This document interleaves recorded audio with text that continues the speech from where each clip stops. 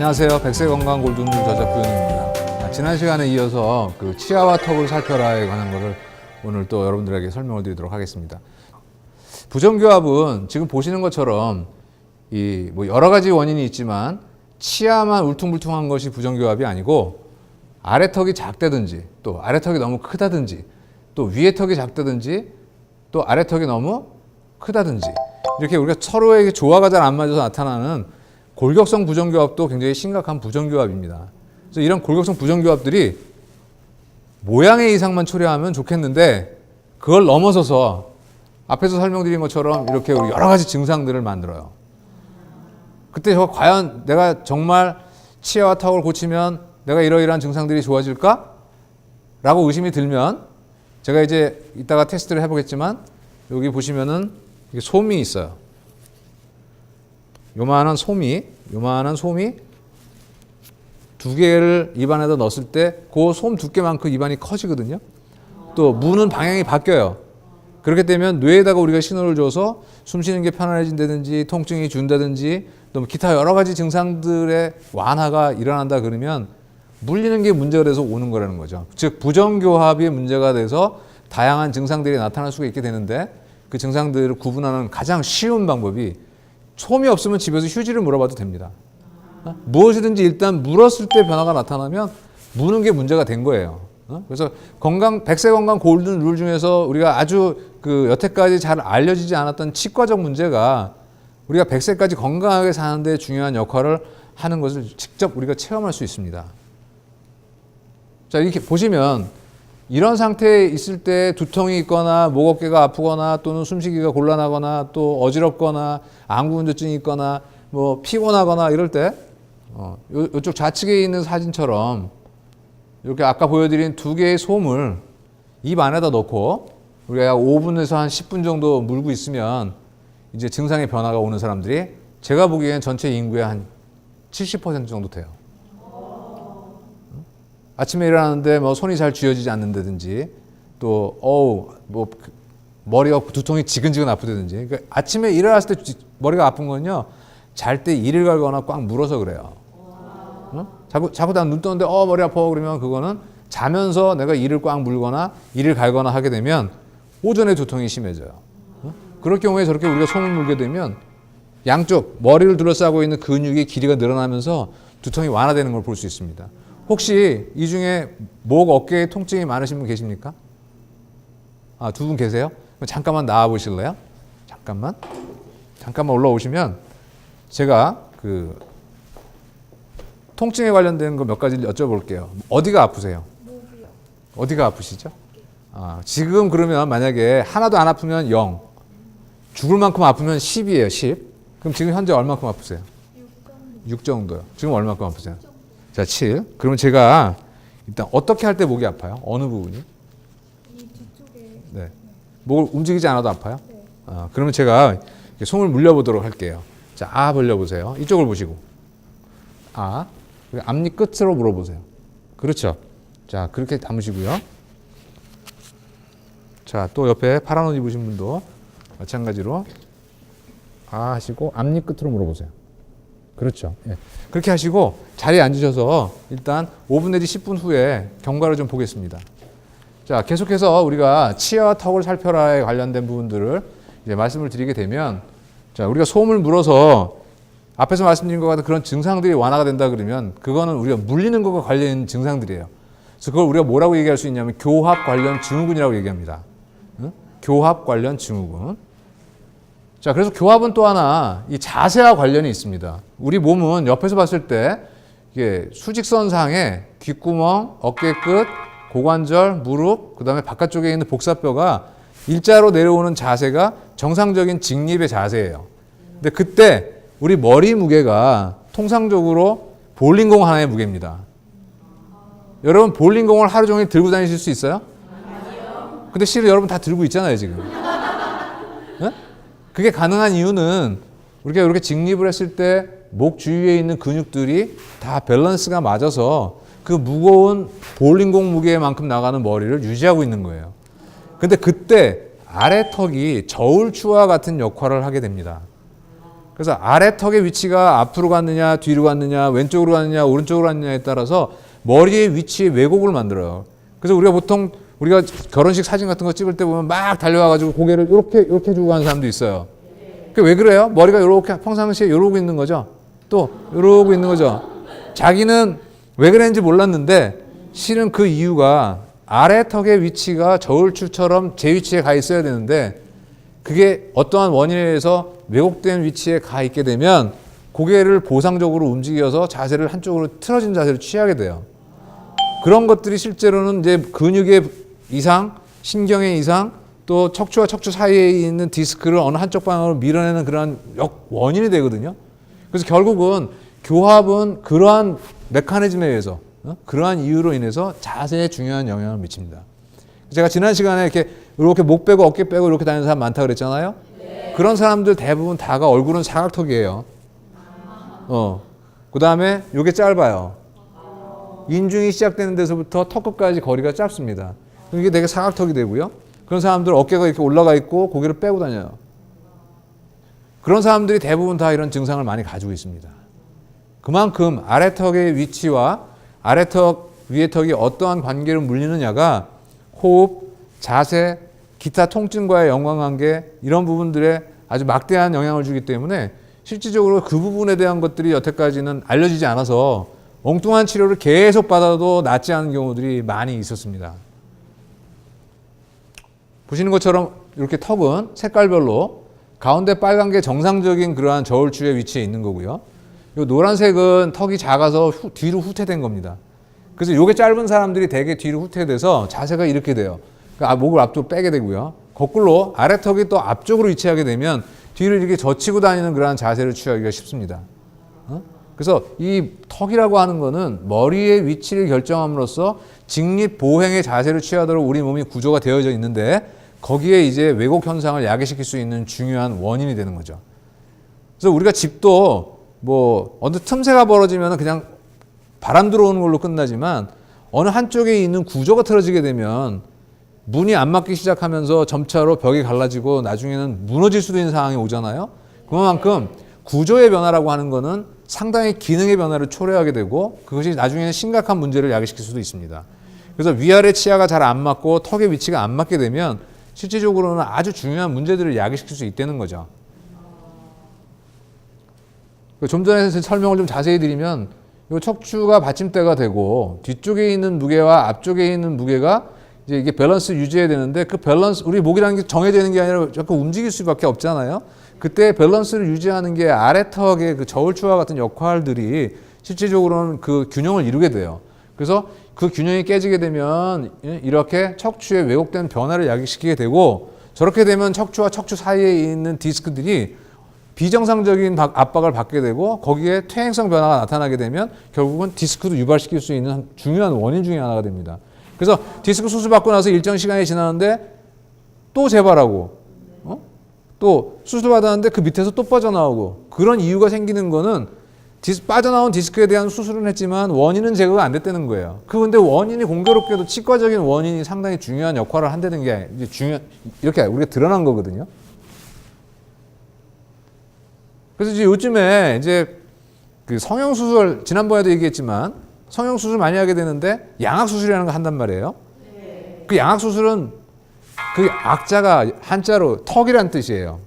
턱 악자로 쓰는데 이게 왜 만들어졌냐 하면은 저렇게 부정교합으로 문제가 생기는 사람들을 씹지도 잘 못하게 되니까 턱뼈를 잘라서 이제 뒤로 밀거나 앞으로 당기는 그런 수술을 했어요. 근데 한쪽만 수술을 하니까 너무 수술의 양이 많아요. 그래갖고 뭐 신경이 잘 붙지를 않는다든지 마비가 온다든지 뭐 이런 부작용이 초래되니까 그러면 아래는 뒤로 밀고 위는 앞으로 당기고 그래서 위에 거와 아래 거를 양분해 가지고 움직이게 되면 이동량이 줄어들기 때문에 부작용을 좀 적게 할 수 있지 않을까 하는 생각에서 일단 출발을 한 겁니다. 원래 양악수술의 기본적인 목적은 심미적인 목적이 아니에요. 그래서 보통 우리가 양악수술을 구강외과적으로 할 때에는 너무나도 이제 그 골격성 부정교합이 심해서 안모도 문제가 되지만 씹는 기능이 너무 안 좋을 경우에 이제 하는 그 원칙이거든요. 근데 이게 지금은 이제 성형외과 선생님들이 성형수술의 일환으로 하게 되는데 그때 가장 주의해야 될 것이 입안의 공간을 줄이는 방향으로 가면 안 돼요. 그러니까 양악 수술한 이후에 입안의 공간이 줄면 결국은 그런 지금 설명드린 그런 증상들이 나타나게 되겠죠. 그러니까 내가 예뻐지려고 양악 수술했는데 얼굴은 좀 예뻐진 것 같지만 뭐 갑자기 두통 생기고 어지럽고 코 막히고 코 골고 이런 문제가 생기면 안 되잖아요. 그러니까 이러한 진단이 전제가 된 다음에 우리가 성형 수술을 선택해야 된다고 저는 생각하고요. 또 하나는 양악 수술을 막을 수 있는 기회가 있습니다. 초등학교 1학년에서부터 한 4학년 사이에 이 아이의 골격성 부정교합의 가능성이 예측이 된다 그러면 그 아이의 적극적인 조기 진료를 통해서 얼굴의 모습이 아주 균형 있고 그 다음에 충분히 숨을 잘 쉴 수 있고 또 자세가 정상적으로 유지될 수 있는 곳에다가 우리가 아주 아름다운 형태의 안모의 균형을 이루는 그런 교합을 형성시켜 줄 수가 있어요. 근데 그 시기를 놓치면 어떻게 돼요? 결국은 다 그걸 근본적으로 고치기 위해서는 양악 수술을 해야 되는 그런 상황이 발생하겠죠. 그래서 조기에 우리가 발견을 하고 조기에 진료를 하게 되면 80%가량 우리가 막을 수 있습니다. 그래서 부정교합은 형태적으로 우리가 문제가만 일어나는 것이 아니라 음식물을 씹는 그런 과정이라든지 또는 호흡을 하는 것이라든지 이런 것에 대한 종합적인 진단을 받는 것이 아주 중요한 역할을 한다는 게 여러분 처음 아셨을 거예요. 응? 그렇게 치과라고 하는 건 단순히 그냥 뭐 충치가 몇 개 있고 치주염이 어디 있고 이런 거를 치료하는 것도 중요하지만 위아래 28개의 치아가 잘 잘리고 있는지 없는지 구강 내의 용적은 충분히 있어서 호흡을 잘 할 수 있게 하는지 안 하는지 등등을 우리가 판단하는 중요한 요소입니다. 자, 여기 보시면 이 사진은 47세 되는 남자 환자의 사진인데 여기 보면 기도가 아주 좁아요. 그래서 이분은 코로 숨 쉬는 게 소원이었던 분이에요. 근데 이분이 서울 법대로 가고 싶었는데 코로 숨을 못 쉬어서 서울대학에 경영학과를 갔답니다. 자기가 코로 숨을 쉬었으면 아마 법대 갔을 거라고 얘기를 해요. 이분이 6개월 치료를 받고 입안에 장치를 넣은 상태에서 넓어진 기도의 모습을 보세요. 치과적 치료에 의해서 숨 쉬는 길의 모양을 만들어줄 수 있어요. 어린아이들 때 만약에 이분이 저한테 치료를 받았다 그러면 이분은 이러한 기도를 형성하면서 위아래 치아가 자연스럽게 물릴 수 있는 기회가 있었는데 그때를 놓쳤기 때문에 이분은 계속 장치를 물고 치료를 받았어야 되는 거죠. 그만큼 우리가 숨 쉬는 길이라고 하는 거는 얼굴의 모양에만 우리가 문제를 일으키는 게 아니고 저렇게 숨을 쉬는 숨길, 소위 말하는 기도의 모양과 크기에도 중대한 영향을 미치는 걸 우리가 볼 수 있습니다. 아까 우리가 이제 두 분 통증이 있는 분한테 솜을 물려서 이제 한번 시간의 경과를 봤습니다. 두 분 한번 올라오시겠습니까?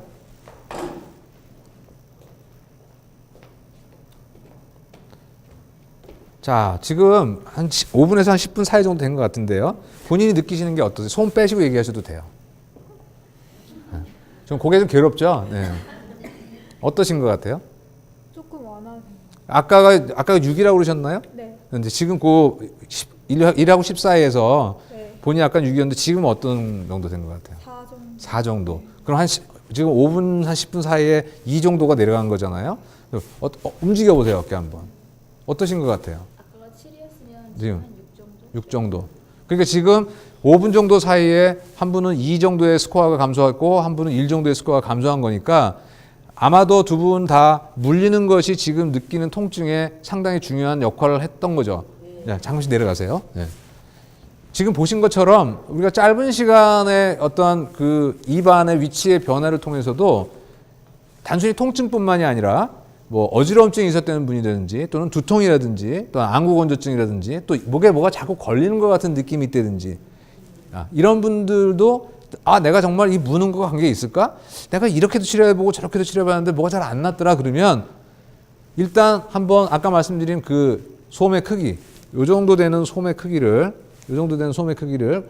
입안 양쪽 어금니에다가 물고 앞니와 앞니 끝이 물린다는 느낌으로 물어서 5분 내지 10분 정도 지나가 보면 증상의 변화가 나타나신 분들이 많아요. 우리가 아주 간단하게 자가 진단할 수 있는 방법이거든요.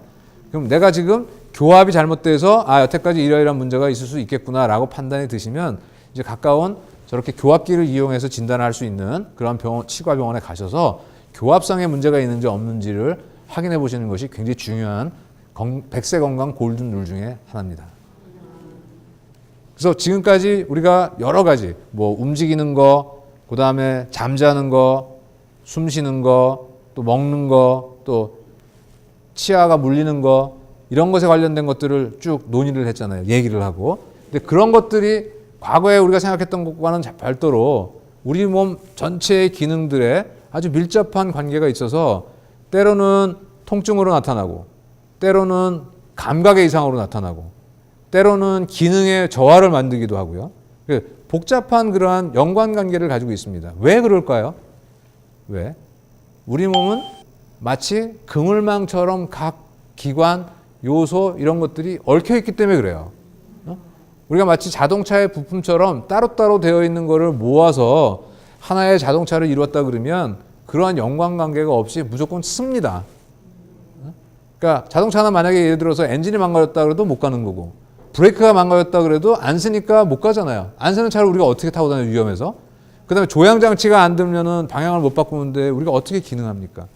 하지만 우리 몸은 약간씩 빌려다가 문제가 있어도 그거를 다른 데서 빌려와가지고 기능을 해요. 하지만 연관관계에 의한 그런 복잡성들 때문에 지금까지 바라다보는 진단이나 치료의 방법들이 아주 국소적인 부분만 가지고 우리가 진단하고 치료하는 그런 과정이 왔어요. 그것도 굉장히 발달된 겁니다. 하지만 앞으로의 의학은 그렇게 전문적인 부분의 그런 부분들도 중요하지만 우리가 몸을 한 단위로 우리가 봐서 이 기능과 이 기능, 또 B 기능과 C 기능, D 기능, 이 기능들이 어떠한 유기적인 관계가 있느냐를 파악하는 것이 중요하고요.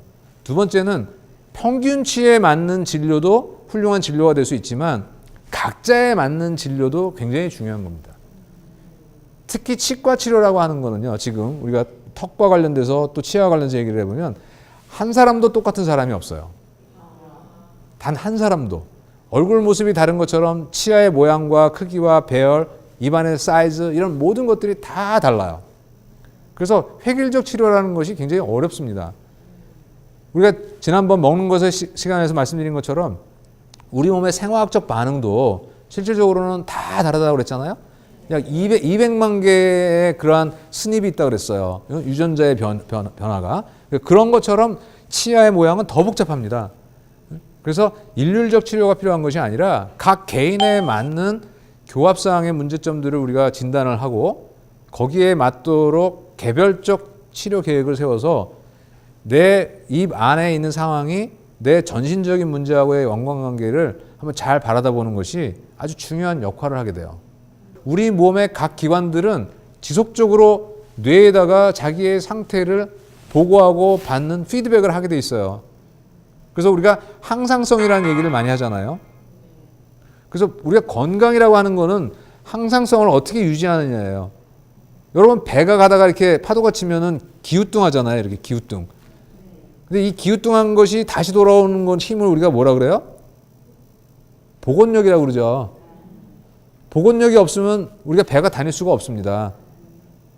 복원력이 있기 때문에 파도가 쳐서 흔들흔들해도 다시 재위치로 가고 재위치를 하기 때문에 우리가 배가 기울어지지 않고 목적지까지 가게 되는 건데 마찬가지로 우리도 끊임없이 외부 및 내부에서 발생하는 신호들을 받게 되고 환경의 변화와 우리가 접하게 되잖아요.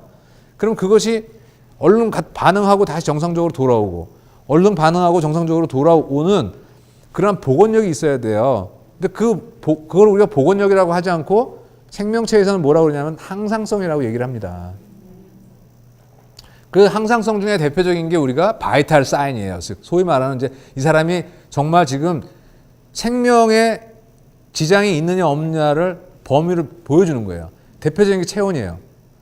우리가 36.5도 플러스 마이너스 1이 우리가 정상적 체온이라고 얘기를 하잖아요. 그 왜 그럴까요?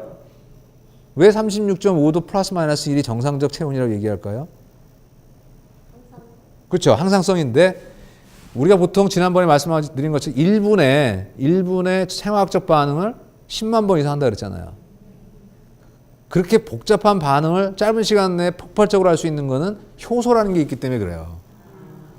제가 숨을 쉬고 말하고 보고 움직일 수 있는 것은 우리 몸 안에 효소가 있기 때문에 그런데 그 효소는 36.5도 플러스 마이너스 1일 때 최적의 기능을 나타낼 수 있습니다.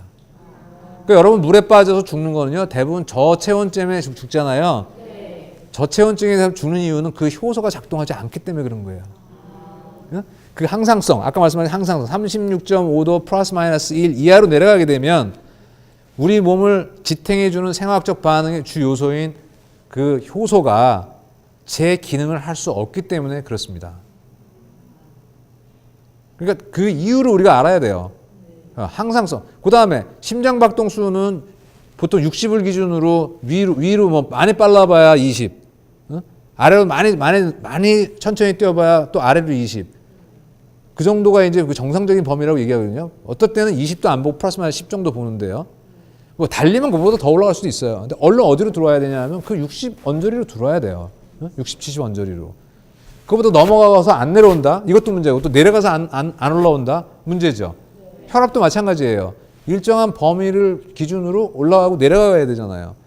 그런 항상성을 유지함에 있어서 우리 몸이 튀어나가거나 밑으로 내려가거나 또 위로 올라가지 않도록 하는 것이 조절하는 게 자율신경이라는 거거든요.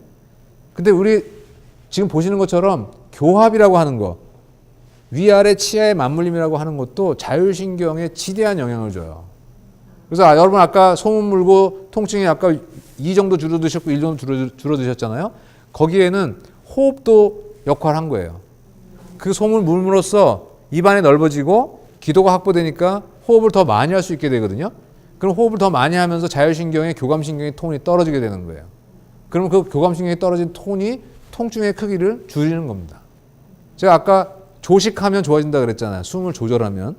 그래서 우리가 유일하게 자율신경을 컨트롤할 수 있는 방법 중에 하나가 숨 쉬는 건데 그 숨 쉬는 거는 턱의 크기, 지금 여기서 보여드리는 것처럼 이렇게 우리가 턱의 위치에 따라서 기도의 변화를 주기 때문에 결국은 마치 우리 몸이 그물망처럼 엮여져서 우리는 안 그렇다고 생각했던 것들이 복잡한 연관관계를 가지고 있는 게 너무나도 많아요. 우리가 때로는 아이들이 까치발을 들고 뛰는 아이들을 볼 수 있어요. 아이들 키울 때. 그 아이들도 그 까치발을 들고 뛰는 이유가 뒤쪽에 있는 근육이 짧아져서 그렇습니다.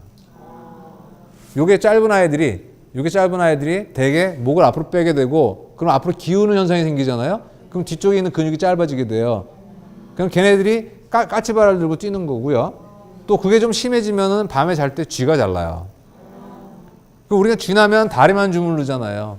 근데 그 아이의 쥐가 나게 한 기본적인 원인은 낮 동안에 턱으로 인한 자세의 변화에 의해서 쥐가 올 수도 있는 거거든요. 발바닥에 족저근막염의 원인도 될 수 있어요. 자세가 앞으로 쏠리게 되면 그거를 발가락이 어떻게 돼요? 이렇게 지탱해야 되잖아요. 그렇게 되면 족궁이 무너지면서 여기에 염증이 생길 수도 있어요. 그러면 우리가 발만 보면 일시적으로 염증을 줄여줄 수는 있지만 결국은 그 원인은 제거할 수 없잖아요. 그럴 때는 그 사람의 자세를 봐줘야 되는 거고요. 자세가 왜곡되어 있다 그러면 그 자세가 왜 왜곡됐을까도 봐줘야 되는 거죠. 그래서 우리가 통합의학적 접근이라고 하는 거는 지금 계속 우리가 설명드리는 것처럼 머리끝부터 발끝까지 우리가 간단한 것부터 복잡한 것까지 연관관계를 추적해서 온몸을 한 단위로 우리가 바라다 보는 것이 통합의학적 접근이에요. 그렇기 때문에 이제는 좁게 자세히 보는 것도 중요하지만 우리가 우리 몸 전체를 하나의 단위로 봐서 문제를 찾아갈 때 또 그 원인을 찾아갈 때 통합의학적 접근을 하는 것이 대단히 중요한 역할을 하는 겁니다. 그래서 치아와 턱을 살피는 것도 백세 건강 골든룰의 아주 중요한 역할을 하는 것으로 오늘 설명을 마치도록 하겠습니다. 감사합니다.